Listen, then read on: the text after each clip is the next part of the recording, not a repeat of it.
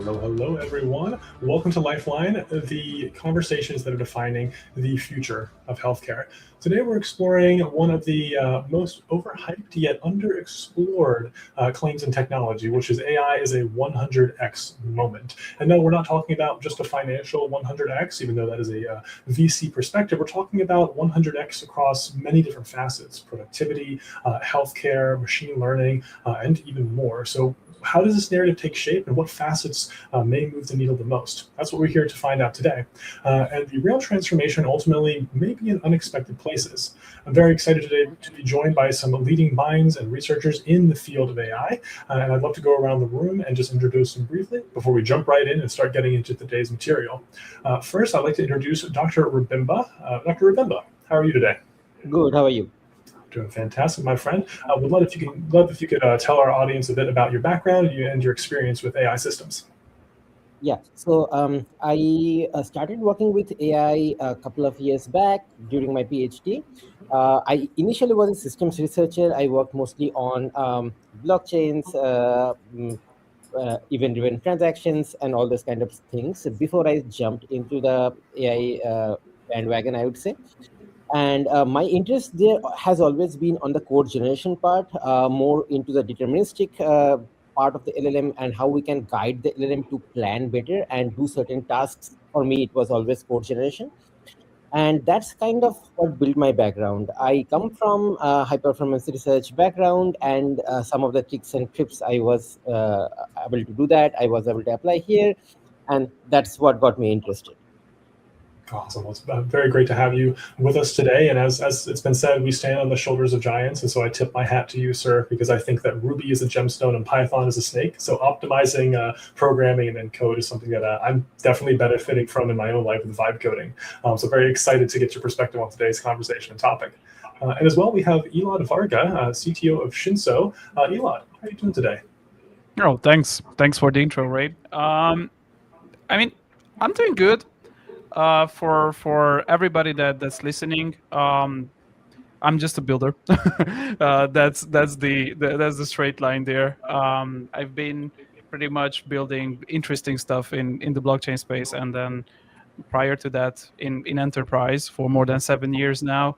I've been in both sides of blockchain when it comes to technicalities. So I've been doing protocol engineering as well as smart contract and decentralized application building. And now I'm trying to make every developer full stack through Shinso.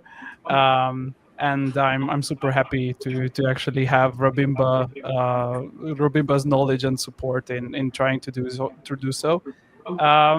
Hopefully this is going to be a possibility and another 100x moment. Because like Ray said, it is pretty important to not only think about the financial 100x, because there are tools that are always shaping us. And you need to be aware of maybe productivity 100x or a health 100x is going to impact you more than a financial 100x.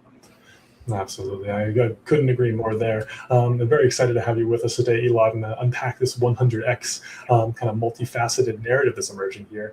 And of course, last but certainly not least, the gentleman who has certainly 100x my knowledge as it pertains to the intersection of healthcare and AI. We have Dr. Tuan Sao. Tuan, how are you doing today? Thank you, Ray. I'm doing good. How are you? I'm doing fantastic. It's very. I'm very happy to see Rabimba and Elod here, because when I read I think Rabimba got a ACM Distinguished Paper Award for his research. That is wonderful. Okay, wonderful. So I'm looking forward to having a discussion with you guys today. Yeah.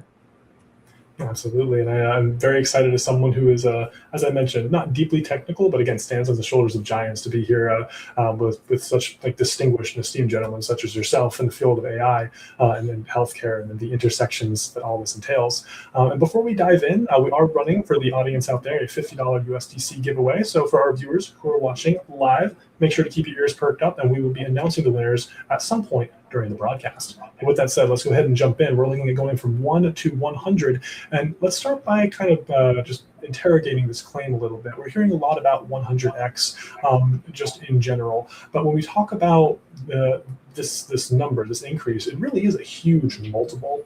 Many folks who are in Web3 perhaps are used to hearing 100x, and we've kind of become a bit numb to it. But it is a giant leap in terms of compounding. Dr. Rabimba, I would love to double click from your perspective. Is the claim that we will be able to 100x research capacity and machine learning, do you think that's primarily just narrative and theatrics, or is there some real concrete ability to have these levels of efficiency gains within artificial intelligence? So yeah, great question, Ray. And honestly, this is something I think about a lot, both from my research days and now working in trying to productionize certain aspects of it. So let me break down what I think it might mean or it means, because I think we kind of diverge towards like three different things here. So first things are productivity when we say about 100x. So doing the same things faster. So as an example, writing an email in 13 seconds instead of 5 minutes, that's real, but it's also incremental. It's a 10x task on the task that maybe didn't need to exist in the first place if you just had a different way of conversation or communication. But we can still call these at productivity. Uh, the second, there's the capability. Are we going 100x more capable than on some tasks maybe from before? So doing things that were previously impossible or maybe economically not feasible. This is where it gets interesting. When in my research days, we saw a certain, I would say, glimpses of parts where we can apply some of these, but the technology often wasn't there. For example, I always wanted that, okay, will I write my code, my unit test, I'll just come up with the ideas, it will do everything. It never did. So the technology was quite not there. Now it is when Elod and I were working on smart contract vulnerability detection, code correction. We aren't making human auditors faster. We are trying to find vulnerability patterns across thousands of contracts that a human team will have very trouble analyzing in like their specific time frame. And same with code generation, same with code translation. That's what I want to call like new capability unlocking. And third, the compounding. All of these are impressive, maybe, but are they really 100x? Maybe in some very specific domain. This is where AI shines, I would say, or the AI we have right now. So improvements stack on each other. So this is kind of like, I would say, the rarest moment where some of the domains where I see this actually happening. For example, healthcare is one of the domains where I can see a lot of these enablement going on. So that's kind of like how I see it. Healthcare, I have seen all these three happening. Blockchain security, I have seen this. A lot of these are happening. Drug discovery has all three. Marketing maybe has one or two. So that's kind of what I have seen from my research perspective. And I always ask, like, are we automating a task or are we enabling a new capacity? So the former might be 2 to 5x growth, maybe. The latter can genuinely be 100x or more if we target the right domain. I love that perspective and then that bifurcation there. I would love to, Dr. Tuan, get your perspective, given that Dr. Rabimba, you had mentioned healthcare. Is what Dr. Rabimba described in terms of this automation versus creating new capacity, are you seeing the same thing at the intersection of healthcare and AI? Yeah, of course. So when I see the title about the 100x, I think in healthcare, especially for the doctor AI or the AI doctor, right now I think it's like 1,000x because like in many countries, right, like accessing to a doctor is very challenging. But with the help of the AI right now, you basically have like hundreds of the doctor in your pocket, right? So if you are in the US, so we make a joke that there are more doctor AI than the real physical doctor. Yeah. So basically, for any of the vertical, the healthcare vertical in the US, you will see that there will be like one of the very specific vertical doctor AI that basically help you like mostly like 90% of the job. Of course, if you go for the operation, that's a totally different story. But for most of the time, family doctor, general doctor, and most of the time when you need someone to basically check you up, uh, uh, AI doctor can do a fantastic job. Okay, so that is basically like 100x or 1000x already. And another thing, like whenever you go to the hospital, right, you can see so doctors spend a lot of time to do many other like operation work, right? And so basically the AI, so for example, like some of the AI just basically like as a video or the audio one, just basically take the statement from the doctor and actually prescribe the medicine for people or taking note and doing a lot of things, so that like next time like the doctor only needs to spend like 5-10 minutes to basically do a truly doctor work, but 90% of the job is just basically the labor work. The AI can do like will have a lot of time. Yeah. So it's not like 100x in healthcare. I think AI may make it like 1000x.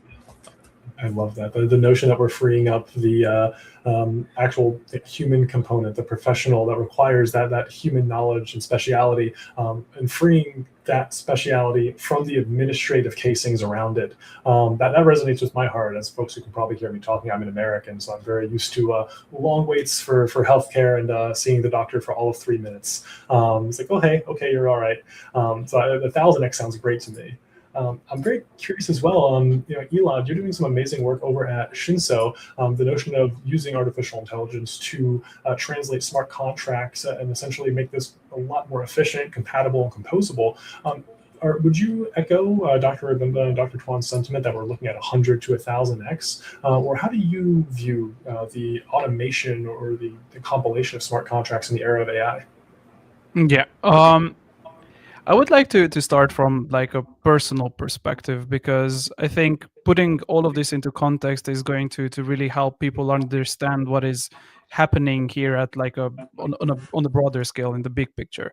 Myself as a developer, or as kind of like a creator, pretty much I was just like coding instead of I don't know, drawing or talking in front of people. I was coding. So for every single problem that needed a solution, there usually, at least in the technical spaces, there is at least a tool that was created just to solve that in kind of close to an optimal manner, right? So this put us developers in a position in which we needed to learn and use multiple hundreds or thousands of tools in different use cases. And this kind of routes back to the same problem that Rabimba and Tuan were saying, that doctors are kind of spending 98% of their time, or they were using 98% of their time on admin and remembering, versus 2% in doing. And this is where all of this AI advancement is really helping us to really speed up our execution, because we have an easy way and a really, really nice way, a really nice tool now in our hands to go back and collect all that information in a very succinct and a very, very swift way. Now, in smart contracts, and really pretty much in any system that has clear definitions, AI is going to be really, really helpful, and it's going to bring that 100 to 1000x, depending. I mean, this is very subjective. Like, just give there a number. It's a pretty big number, but it's going to bring that additional benefit to collect all that information, synthesize and analyze it, because at the end of the day, this is just a statistical machine. And if there is clear definition of what is happening in there, let it be code, let it be well-known diseases, let it be research processes that are well documented, or let it be I don't know, new drugs that are being tested hypothetically.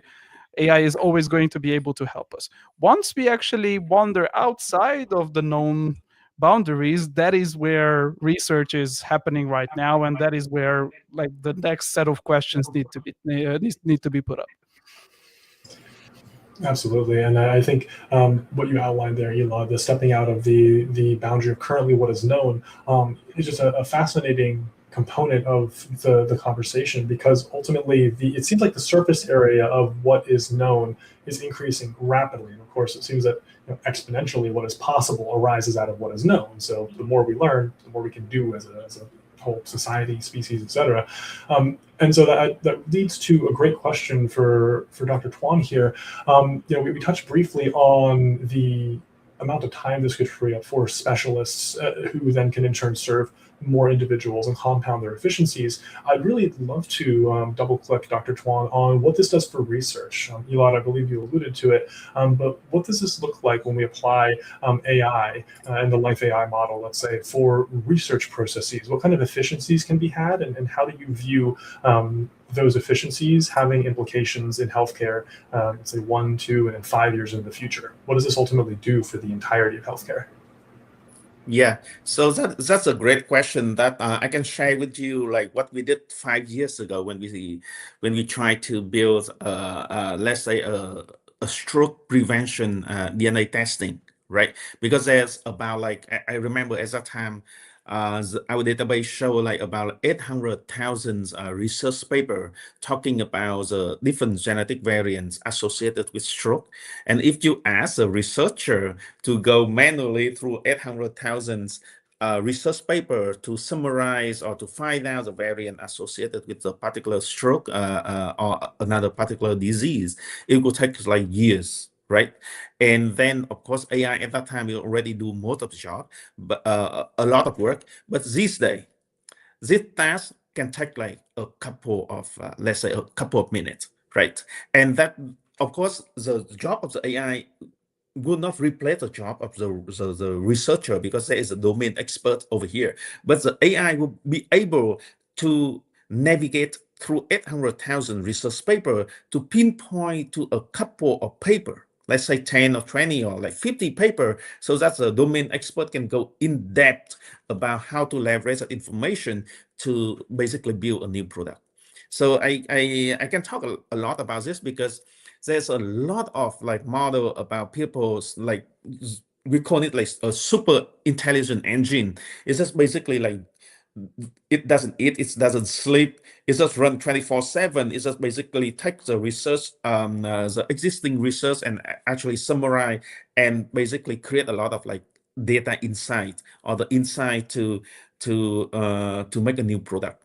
Yeah, especially in healthcare, because if you know like amounts of research public every years or basically every week about the new finding in healthcare, and if you need to basically try to analyze all of this, it will take you forever.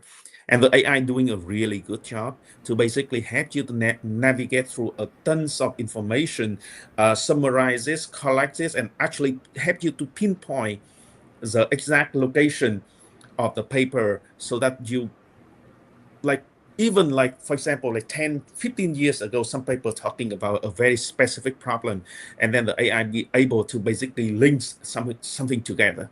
Okay, so basically like it helped us a lot in product development. Yeah. I absolutely love that. And as you were speaking there, Tuan, and the research processes, it reminded me of a conversation I had with my friend who was he was working on his PhD thesis, and he said, for one evening, for about 3 hours, I had this beautiful glimmering moment of clarity, and I was able to connect some things. And as you're describing it, Tuan, it sounds like that is these AI systems, but 24/7, never sleeping and never eating, consistently making these connections. It's super exciting. And when you mentioned research papers, it did get me thinking. Dr. Rabimba, there's a concept called the Shkreli thesis. It dictates that nomenclature is shaping application. And as someone who is very language rooted, these language models have been very kind to me in terms of my ability to kind of speak to them and they speak back. But I've saw a really interesting thesis that these are systems that are more like reasoning engines. So I would love to get your perspective on whether or not we're maybe underutilizing LLMs because of how we're framing them intrinsically with language. What other applications do you think maybe we should be exploring, or maybe we're collectively overlooking? Oh, I think you're on mute, Dr. Rabimba.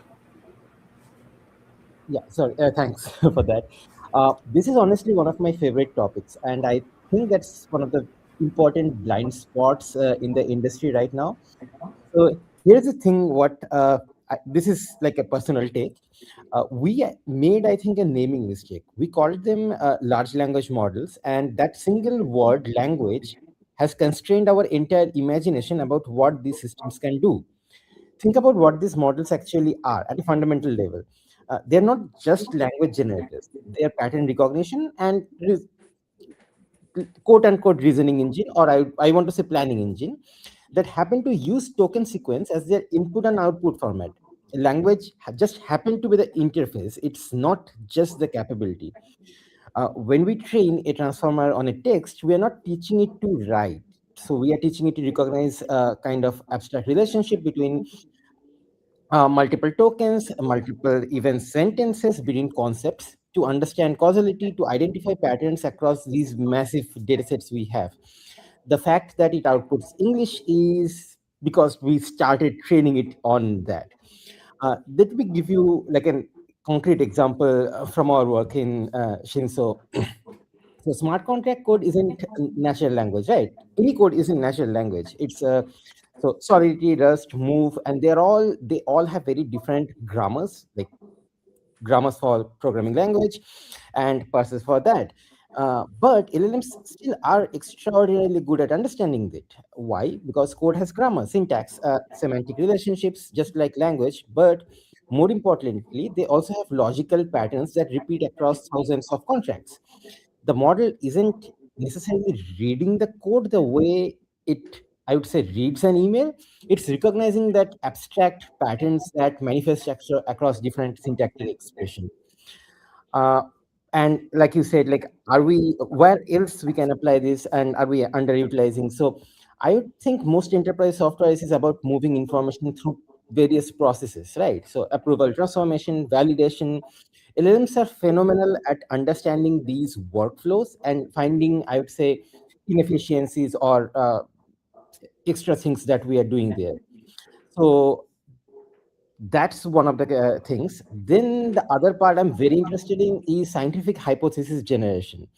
So LLMs have ingested entire published research, and they can identify connections between papers and in different fields that we have very trouble finding it, because we don't have the knowledge of all the available published research at all.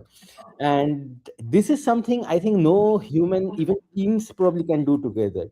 But if they can find patterns, they can find connections between different methods in different domains, that is something I'm very excited about, especially in hypothesis generation. Then something I'm interested is our own work, so anomaly detection in complex systems, and again, the whole aspect that we can ingest multimodal data through it. So the linguistic bias has created a massive, I would say, market here. Everybody is building chatbots, while the real, I would say, applications might be something on the process optimization part, maybe pattern detection, scientific research, scientific hypothesis generation, code analysis, all these. So that's what I think will eventually come up as one of the huge aspects where these can be used. I absolutely love that, Dr. Rabimba. It just in my mind makes me think it's like, we really wouldn't have some of these innovations unless, we almost have like a joke situation where a physicist, an anthropologist, and a linguistic researcher walk into a bar, and then they're able to compare the most recent papers, and aha, we have it. But AI is doing that constantly, which is phenomenal. We're able to get this percolation of collective human knowledge that otherwise would be kind of situationally rare. And I love the notion of language and linguistic framing being kind of the innate, well, we're currently using language now, so it makes sense we started with that. But it is a bit limiting. Elod, I'd love to get your thoughts, because I know over at Shinso, you all are doing some phenomenal work towards that end. It's the perfect example of applying AI beyond just language. Can you explain a little bit about how you're using this for code transformation, vulnerability detection, and how did you arrive at applying this technology for these purposes?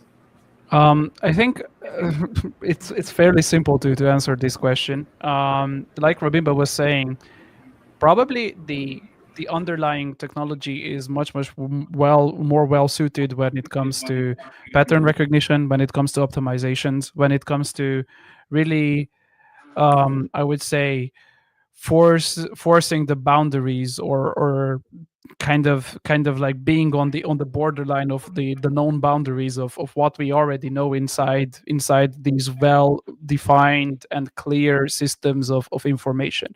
Now, since we are doing our pilot in smart contracts and in the blockchain space itself, um, I like to explain or to present smart contracts, just as a simple analogy to people, as simply, before smart contracts we had processes. Enterprises had dozens of them, millions of them. Now in smart contracts we should just think about them as basically these processes coded and automated, and they are executed somewhere else in a common ledger, but practically it's the same process, is the same mental model, is the same thought and the same actions that happened before. It's not something that was, like, I don't know, dreamt of and created in the last 10 years. People were moving money in one way or form. People were registering votes. People were doing most, if not all, of the things that are happening in the blockchain space before that too. It's just a more optimized, a more clear, and a more, I would say, audit friendly environment for all of these actions to happen. Now, this is the perfect environment for AI models to actually succeed on, because they have all the clarity that they require for them to first and foremost find out patterns, because smart contracts in most of the I would say more advanced blockchain decentralized ledger technologies are built on standards. Now, these standard implementations are pretty much the same boilerplate code that is being written and deployed again and again and again and again on the blockchain itself. So just think about it like you have a photo that is of a dog, and then you have that dog inside every other photo. Like, any AI model is going to detect that, oh, okay, this dog, I've seen this before. What was that dog doing? I mean, it was barking. So if I've seen that dog bark on 100 photos, then on the 101st, it's also going to bark, right? That's pretty much the same analogy that we are using to actually detect when vulnerabilities as well as patterns in smart contracts. Absolutely love that, and it reminds me of a bit of the classic Pavlovian situation. You know, why is it when every time I see a yellow M, my mouth waters, and I think, man, I could do French fries. It works well across all things, it seems. And I'd love, Elod, as well. You know, what you touched on in terms of blockchain and these smart contracts. You know, specifically. One thing folks outside of the industry maybe see kind of on-chain ledgerization as is a bit risky. But as I'm made aware, you recently won a ACM Distinguished Paper Award for research on AI-powered vulnerability detection. I'd love to, just if you can, briefly touch on that, and then as well hear Dr. Rabimba's take on kind of the implications of this paper and what security looks like as we're getting into the era of AI. My short take on this is simply, again, blockchain itself and smart contracts are, in most of the cases, very like they are linearly executable pathways. So that means that you can validate quite a lot of execution patterns, even if that code is not running. So that is helping us shape basically very very nice security flows and security auditing tools, so that we can prove that a vulnerability is there even without actually getting an exploit, because once you're exploited, like that audit is pointless anymore. So what we are doing there is, first and foremost, based on this pattern recognition, we are trying to recreate the actual vulnerability and the attack itself. And once you have the precedent, then obviously you can build the tool, you can build the code itself in a way that, like, yes, this is not going to be affected by that vulnerability ever again. But I think Rabimba, if you can jump right in here, he is going to be the person to deep dive into what is happening in the model level. Yeah. So let me geek out for a minute. So the key innovation in transformer is the attention mechanism, right? So before transformers, neural networks proceeded sequentially, linearly, one token at a time, building up context as they went. In transformers, can attend to the entire sequence simultaneously and learn each parts of the inputs relevant to each other. Uh, what happens when we train for code analysis specifically? So, uh, when Elod and I we started developing our vulnerability detection system, we didn't just fine tune a language model on code. We trained it on paired of examples, vulnerability code, and the specific vulnerability type.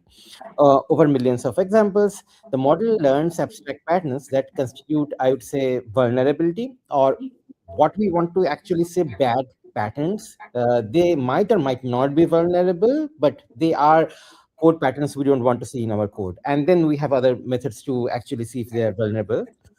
Things like unchecked external calls, reentrancy conditions, integer overflow patterns. What's remarkable is that the model learns patterns that generalize. It doesn't just memorize specific bugs. It learns, I would say, the abstract shape, what makes the code vulnerable, what we want to call bad patterns. This is why it can find model vulnerabilities that weren't in the training set at all. It's trying to genuinely plan about the code structure, not just pattern matching. That is fascinating. I love the analogy and the explanation you made about simultaneous kind of connections that are made. Again, with my non-technical bag of language, seeking what fits in the holes here. That's fascinating, and I would love to kind of thread this because I'm seeing some connection here. Dr. Tuan, healthcare naturally is, just from my understanding, a great fit here. There's tons of non-linguistic data that's coming out of here. So I'd love to get your reaction to what Elod and Dr. Rabimba have laid out here in terms of non-linguistic data and the capacity for artificial intelligence to utilize this data. How's AI utilizing AI in this way for this non-linguistic data? And how do you see this having implications for not just life AI, but healthcare as a whole as we begin to apply AI, not just more things? Yeah. So anyway, so I think Rabimba made a great point in explaining about the transformer and the LLM. However, in healthcare and starting a lot of things in, like, for example, like not only in healthcare but in, like, let's say, self-driving car. So people now starting talking about building the world model instead of like just a LLM, right? So LLM do, for example, when you do chatting, interacting with them to try to understand something. But if you want to really build at a human to understand the nature, right? For example, also the emotion about, okay, how do you react with that? And for example, if you want to map out the mental health problem, right? So basically, word model is just basically builds the virtual world around you. Okay, so the way how you perceive the world is actually a more challenging problem, and people are trying to solve it right now. And so let me pick up something very specific in healthcare. Okay, pattern matching, a lot of things AI can do really well. And helping, like, for example, doing a repeated job for the doctor and doing a lot of things like a family doctor to basically diagnostic something. Leave it aside because the existing AI doing a really good job. Now, thinking about, like, for example, so AI becomes your assistant, the companion, right? So let's say that a lot of, like, you can go to Apple Store and you can find like thousands of different, like, doctor AI. But the way we build a doctor AI at Life AI is just basically, let's say, it's an application for the one you learn.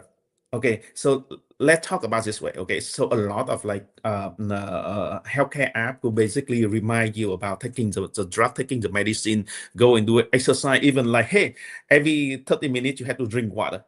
Okay, so the AI the AI can do this one fantastic. However, but we realize that okay, in many of the culture, the woman in the family just basically try to take care for the husband, right? Try to say, okay, I want to make sure that the people I love, they are healthier.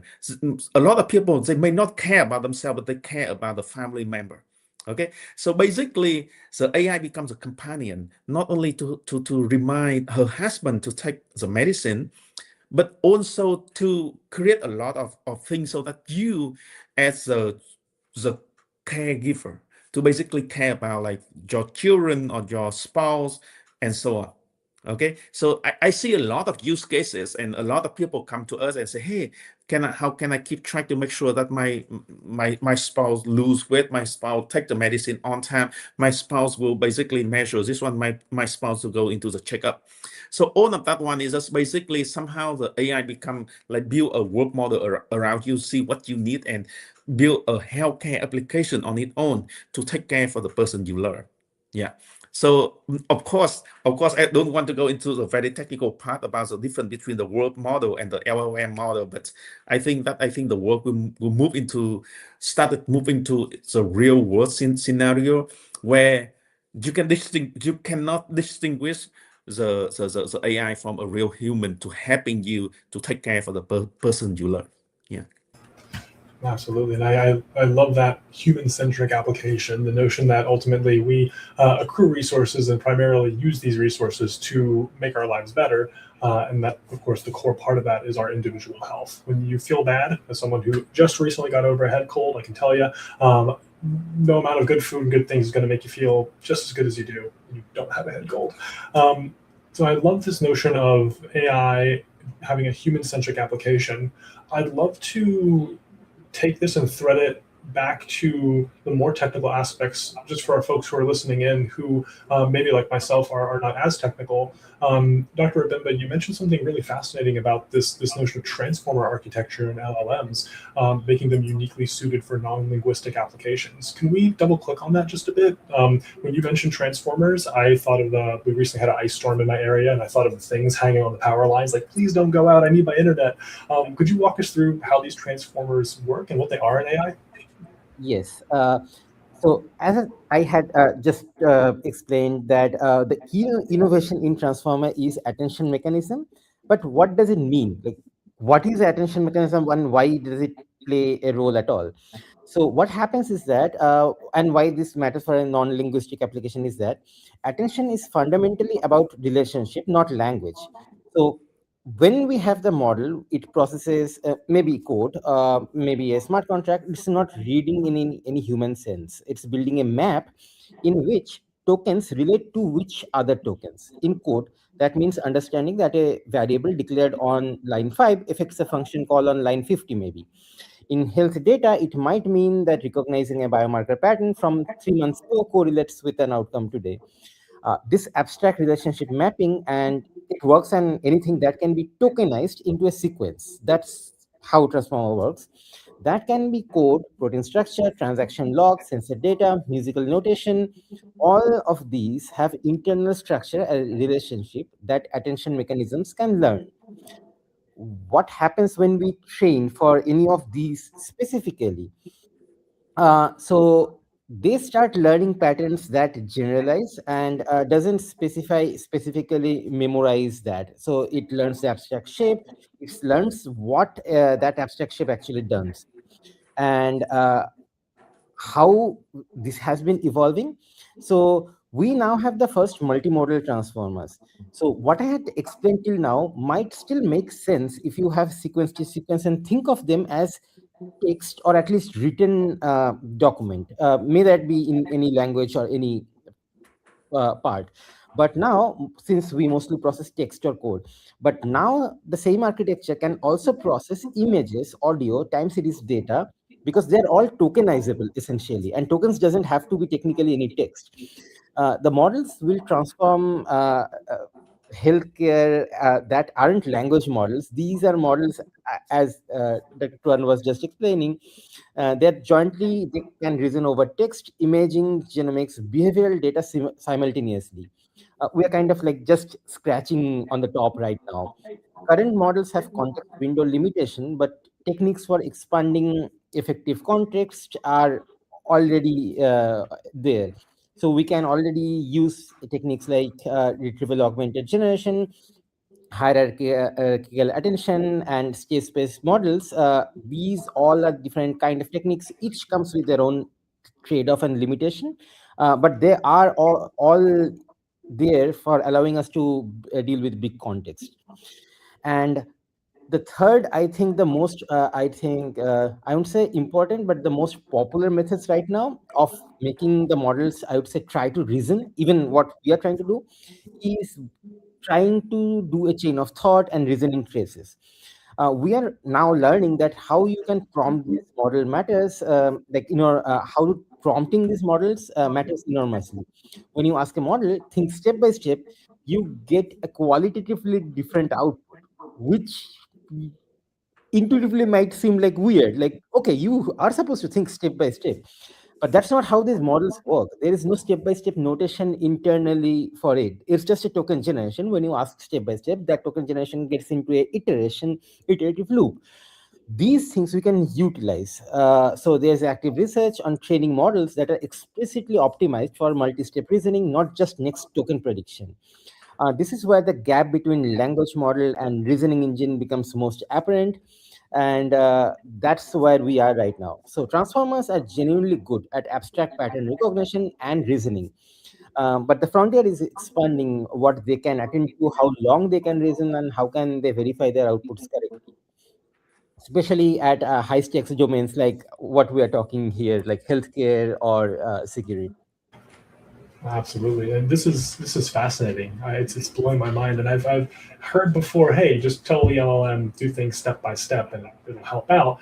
How you describe that, Dr. Rabimba, I have to start doing that anytime I prompt now. And it's fascinating, this notion that it can be interrelated to not just a linguistic map, which is, for me personally, it's kind of how I see the world as a language guy. I'm really fascinated, Elod, I'd love to kind of get your perspective on this. When a chatbot makes a mistake and it tells me something like, hey, the place is open, sorry it wasn't, or it gives me the wrong city, that's a little annoying.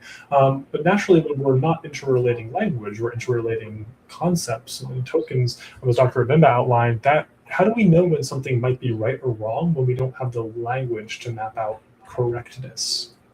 Yeah, I mean, when we are comparing all of these things to languages or any type of language translated information, that usually means that we as humans can decide whether it is correct or it isn't, right? In some cases, when chatbots go wrong, we can actually verify on the spot whether, all right, like what this chatbot gave me right here right now is incorrect, because I know that it is incorrect, right? Now, in more complex environments, this is not that easy, and there are quite a lot of, I would say, industry standards, um, and when it comes to all of these industry standard processes, probably the most comprehensive and the most well thought, specifically for like general AI use cases, is just using evals. Probably everybody that had anything to do with implementing any sort of AI inside their applications knows what this is. It's simply a process of you collecting a couple of golden standards, hopefully the more the better, um, of that specific use case. And you're just cross checking and constantly validating and looping and trying to teach the model so that, like, hey, I know that these 5 to 10 to 100 to 7,000 examples are correct. Do your translation or do your generation as many times as you wish until you actually get up to the point that you're generating similar or ideally the same output for this scenario. Now, obviously, um, when it comes to highly secure or high requirements of security use cases like blockchain, because we're actually dealing with people's money, there are like layers on top of this. This is kind of like the low layer of how you validate whether you're AI model is actually doing what it's supposed to do.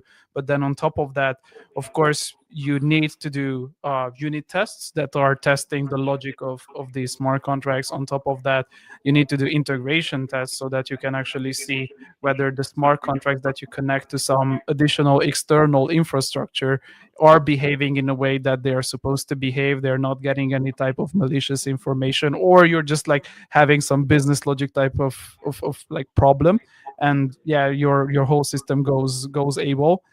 But the most important thing, and why, for example, I feel like the system, at least in blockchain, is built very nicely, at least for from this perspective, is that we have main nets, we have test nets, we have dev nets, which are basically just playground versions of the same blockchain. And you can actually deploy any type of smart contract code in there and test whether, all right, is this actually working in the manner that I anticipated it to do? And then you can do all types of integration tests based on that, while maybe even using the infrastructure that that you have in place for the actual live mainnet instance. So this is going to like test it in a more rigorous way, in a more like a lot closer to actual production grade.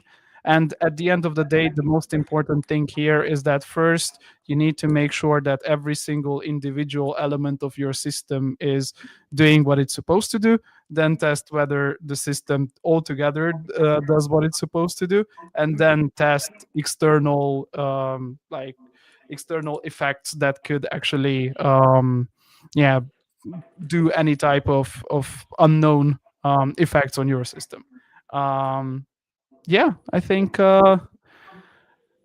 you could layer this, but these are kind of like the standards that we usually do. I absolutely love that comprehensive breakdown. I think it makes a ton of sense, and it really illustrates the methodical approach of standing these systems up. Dr. Tuan, I know you're in a very unique position because not only are these processes that Elod and Dr. Rabimba outlined applicable for Life AI, but additionally it's occurring in a highly regulated, crucial industry of healthcare. So naturally, these sorts of mistakes, when they occur on testnet in a blockchain production environment, they can be mitigated. But naturally, we're talking about humanity and in healthcare here. So I'd love to get your thoughts, Dr. Tuan, on balancing the innovation speed and the technical aspects with the very real reality that we're discussing the lives of human beings when we apply this technology to healthcare specifically. Thank you. That's a great question. And we got this question a lot, that whether in healthcare, the AI can truly replace a doctor. The answer is still no, or let's say not yet, or like not in the very near future, because see, AI still have a very big problem of hallucination, right? It works really good at your assistant or the assistant to the doctor. However, at the end of the day, the doctor make a decision on the diagnosis or treatment or anything like that, because the doctor, in the sense that they are the domain expert, to basically leverage AI to help them to move faster and more efficient. But the AI, at least in the very in my own opinion, that in the near future will not be able to replace a doctor. Yeah, and so that's why I still think that in the medical area, we should have actually stricter or more regulated, like doctor AI, because like a lot of people basically, like these days, if you go to many of the developing country, people actually using ChatGPT to basically diagnose themselves, take the medicine, and go to the pharmacy and actually buy the medicine they want. And sometimes it's very dangerous. It's very dangerous because like a lot of like side effect, a lot of things happening. And then a lot of time when the AI actually hallucinate because they don't have like the correct data to reason about. So I strongly recommend that people use AI as basically an assistant, but they should not replace a real doctor with the AI right now. Yeah. No, that makes a lot of sense, and I very much appreciate the candid reality there, especially with the speed of innovation. It reminds me of a humorous comic I saw. A guy was in the hospital bed, and he had the scar on his side, and there was a robot. And he said, "Hey, I think the scar's on the wrong side. And in classic ChatGPT fashion, the robot says, "You're absolutely correct. Your astute observation has helped us. Thank you so much." Of course, the scar is already there, a little too late. So what you just illustrated, Dr. Tuan, that we're not quite there for the technology to replace doctors, but with everything we've discussed here today, the enhancements to healthcare uniquely are going to be really, really exciting. And of course, it's not just healthcare. We're seeing 100 X's in terms of compounding processes and efficiencies everywhere this technology is applied. So I'd love to kind of bring all this together. We've established that AI's real 100 X isn't just language. In fact, thinking about these as LLMs maybe is a bit intuitive at first, but potentially limiting in terms of how we conceptualize these tools. I think the real question is, where do we go from here with this technology? And what does the future look like in the next 1, 3, 5 years as this technology mushrooms out beyond its nomenclature of just an LLM? Dr. Rabimba, we'd love to get your take from a research perspective. What do you think builders should be focusing on? Where do you think we're mostly underutilizing this, and where we can maybe give the folks out there who are more technical than myself a little bit of alpha in terms of directional capabilities? Yes. So if I were advising anybody or founders right now, I tell them to kind of stay away from the chatbots and run towards, I would say, 3 very specific areas. One, where you can use AI for verification and validation. That can be anything. So everyone's focused on AI that generate text, generate code, generate images, but it's a very harder and more valuable problem if for a AI that verifies that is it correct or not. Can the code I wrote pass security audit? Can the medical diagnosis consistent with the evidence? Does this financial transaction fit normal pattern? Verification is inherently about reasoning over complex rule system, and exactly the kind of things the transformers can excel at. It's a much harder market for competitors to enter because you need deep domain expertise to go there. And that's exactly why I think you should go there. And I think that's why we are also building at Shinso for smart contract security. The second is for process discovery and optimization. So every enterprise has hundreds of these processes that evolved organically over decades. Nobody has a complete map of how information actually flows through their organization, uh, and what happens when you have these key people with those key knowledges, which you have to reach out at times to kind of understand parts of these. LLMs are really good at these kind of problems. They can analyze process logs, documentation, communication patterns to discover how these are happening, how the work is actually happening, and identify bottlenecks. These are, I would say, not so cool type of work, but this is where I would say the real value add is. And of course, my favorite is that scientific reasoning. We have digitized most of the human scientific knowledge. LLMs can identify connections between areas that no individual scientist can see.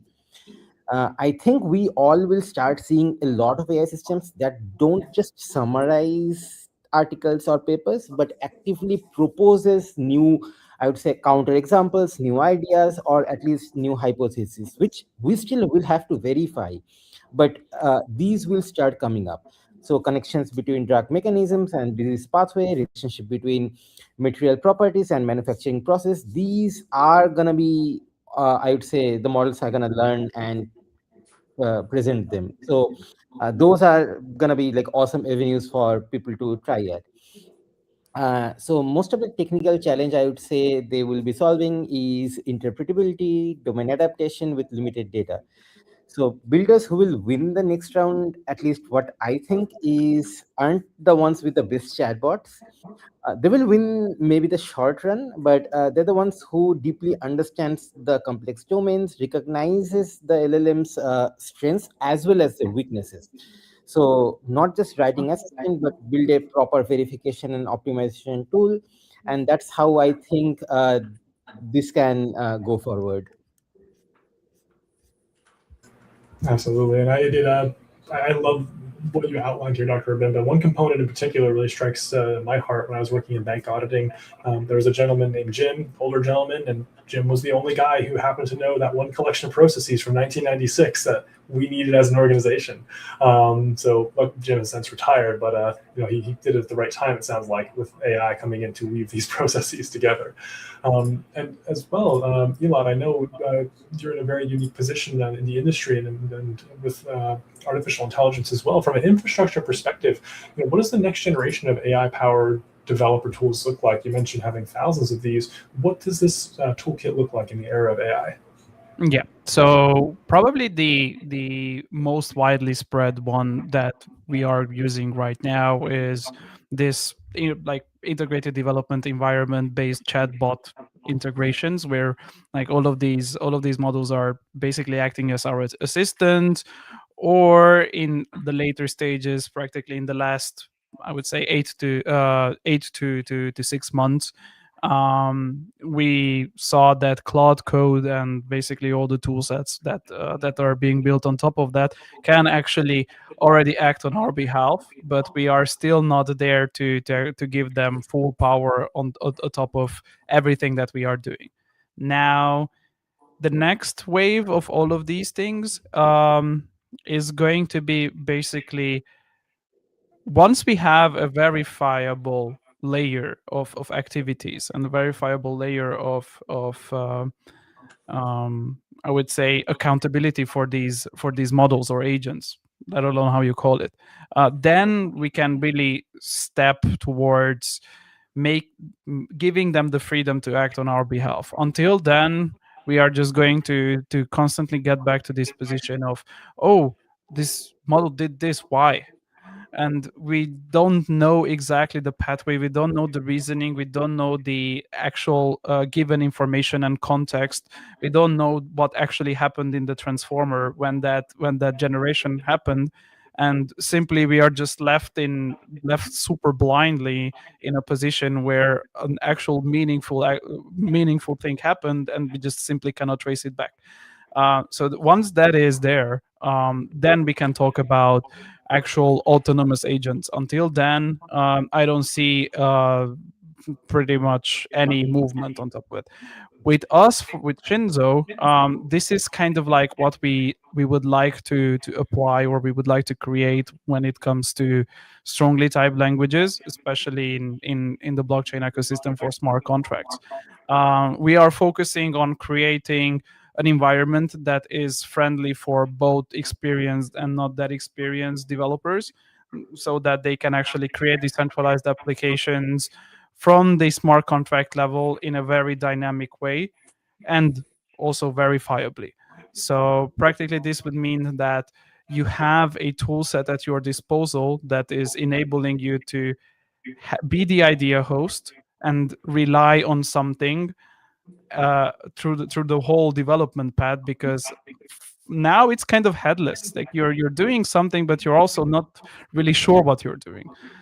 We are trying to create a framework where you can verify and you can check what the hell is happening, as well as build like progressively. Basically, again, we already had agile methodologies, we had processes to actually verify what is happening. Now we just need to make it pretty much automated in the AI world, and that is kind of like where we want to go with Shinso.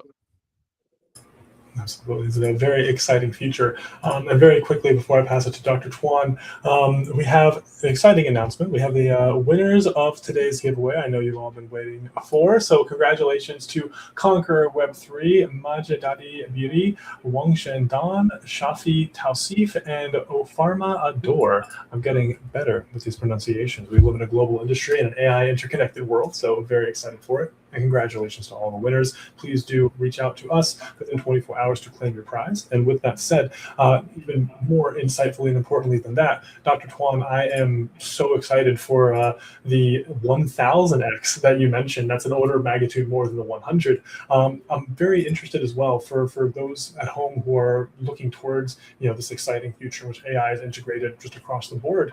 What would you say is the thing that gets you most excited that is possible in healthcare today thanks to AI that wasn't 5 years ago, what's the thing you're most looking forward to 5 years in the future?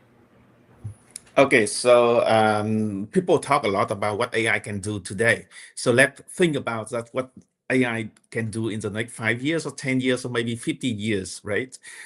So we have this statement, or actually one of our core mission of Life AI.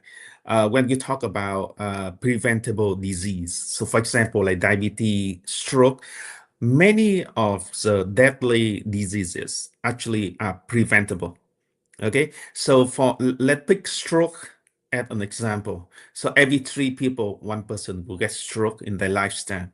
It's just basically 1 out of 3. Okay, so and stroke is just basically like a highly preventable. And because of the